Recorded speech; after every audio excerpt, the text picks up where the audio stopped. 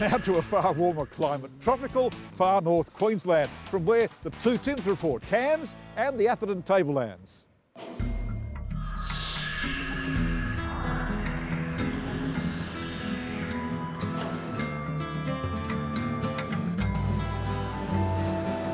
There are a few reasons why people make the journey to the Cairns region. I suppose first and foremost you have the pleasure seekers, taking advantage of the tropical climate and white sandy beaches. Next we have the adrenaline junkies that come in search of that ultimate rush. There are also the nature lovers who love nothing more than to lose themselves in the wilderness. And finally there are those who like to taste test a little bit of everything. I suppose you could say that's us. And taste testing is exactly what we are going to do. Bordered by the impressive Daintree rainforest to the north and the Great Barrier Reef to the east, Cairns is the heart of Australia's tropical north. The esplanade which runs along the beachfront also sports a lagoon, which for locals and visitors is a perfect spot to start and soak up the warm tropical rays. However, if time is of the essence, lazing around the lagoon all day might not be the best idea. First off on our tropical north adventure was 27 kilometres out to sea to a small sand cay called Green Island. A popular spot for day trippers from Cairns, Green Island is one of 300 sand cays on the Great Barrier Reef. However, it is the only one that contains a rainforest.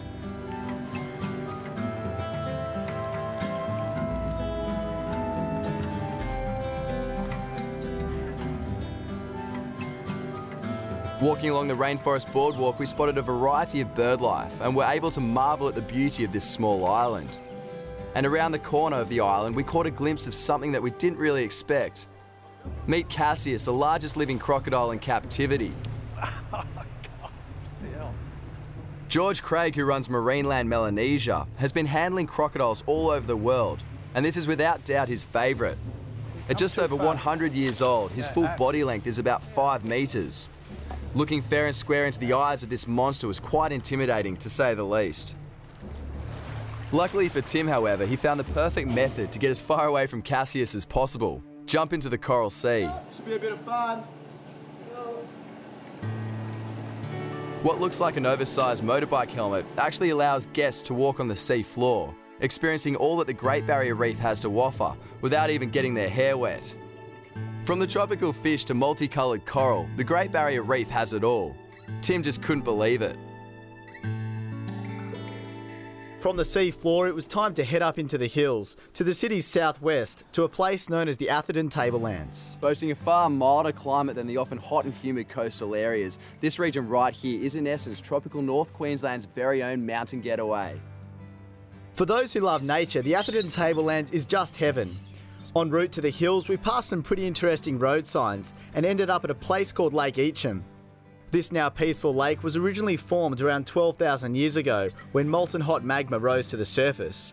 Over hundreds of years, water filled the remaining craters, creating what is now an ideal place for a cool swim. Our real mission up here in the highlands, however, was to visit the Mareeba wetlands, a place where a series of 8 interconnected lagoons and creeks weave their way across the land, and with no shortage of wildlife encounters. On the way, we met our guide Chook, who had no hesitation in showing us around straight away. In the scrub, he knew exactly where to look.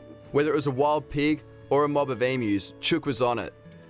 And once on the water, well, he had us looking in every direction. All right, guys, welcome to the beautiful Mareeba tropical wetlands. This lagoon is called Clancy's Lagoon, and it's one of 8 lagoons on the Mareeba Tropical Wetlands Reserve. The reserve's 5,000 acres or 2,000 hectares. The wetlands is an absolute haven for bird life. The bird list for the reserve is 215 species. We're going to cruise over here, and it's up on a dead stump that we got in the lagoon here. We've got some little pied cormorants that are actually out there collecting the sun this morning. And we've also got a Australian darter, or snake-necked darter, or commonly called snakebird. We've got a beautiful little comb-crested jacana. And he's the little fella that's commonly called the Jesus bird, or they call him lily hopper, lily trotter, and or lotus bird. And he's got enormous sort of feet, and with those enormous feet he distributes his weight evenly over the surface of the lilies, and that way he can step from one to the other. So obviously with a situation like that, he gets a nickname of the Jesus bird because he appears to be walking on the top of the water.